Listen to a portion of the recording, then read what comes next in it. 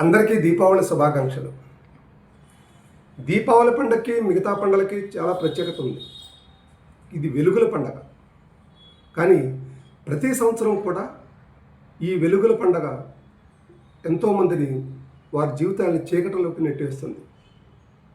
ఒక్క క్షణం నిర్లక్ష్యం, ఒక క్షణం అజాగ్రత్త వల్ల ఎంతోమంది జీవితాలు అంధకారంలోకి వెళ్ళిపోతున్నాయి.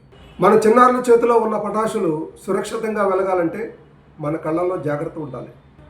చిన్నారులు పటాసులు వెలిగించేటప్పుడు పెద్దల దగ్గర ఉండి జాగ్రత్త తీసుకోండి.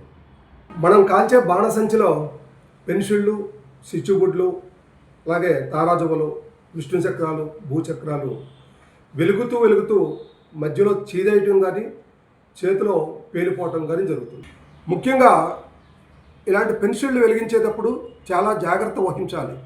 కళ్ళకి ఇలా దూరంగా పెట్టి వెలిగించి ఒక్కొక్కసారి ఫ్రంట్ వెలిగిస్తే బ్యాక్ని చీదేస్తుంది, దానివల్ల చేతికి గాయాలు అవుతాయి.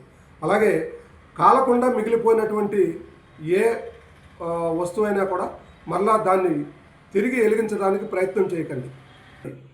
అది పేలే ప్రమాదం ఉంది, గాయాలు అవుతారు. మన దీపావళి సంతోష దీపావళి కావాలి, కన్నీటి దీపావళి కాదు. ఈ సంవత్సరం సురక్షిత దీపావళి జరుపుకుందాం. మన కోసం, మన కుటుంబం కోసం, మన సమాజం కోసం. మీ పరమహంస SI2 నిడదవోలు టౌన్.